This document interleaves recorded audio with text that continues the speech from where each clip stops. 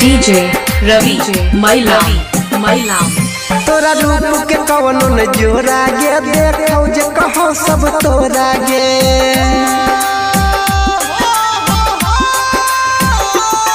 तोरा रूप के कवनो न जोरा गे देखौ जे कहो सब तोरा गे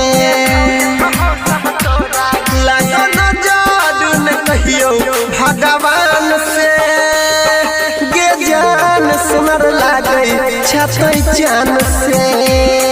लागो न जादू न कहियो भगवान से गे जान सुनर लागे छतै चान से। अभी आप सुन रहे हैं तेनवाही से माँ दुर्गा म्यूजिक की प्रस्तुति।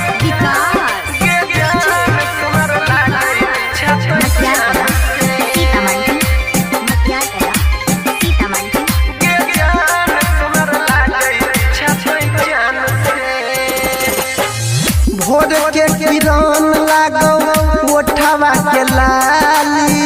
लचको कमरिया चले चल मत भाली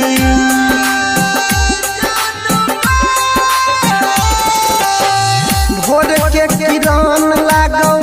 ओठवा के लाली लचको कमरिया चले चल मत भाली तू तो अलग छही दुनिया और जहान से गे जान सुमर लागे छतै चान से लागो न जादू न कहियो भगवान से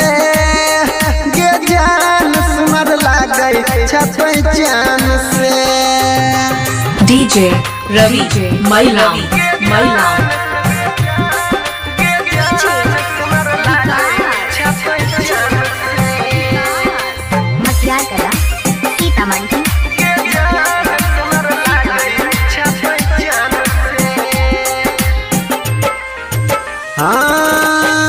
मधु जैसन बोली लागो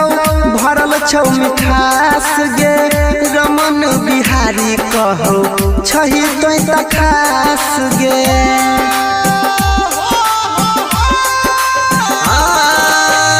मधु जैसन बोली लागो भरल छौ मिठास गे रमन बिहारी कहो छही तोय त खास गे अनिल यादव तोरा चाहो दिल जान से गे जान सुनर लागे छतै चान से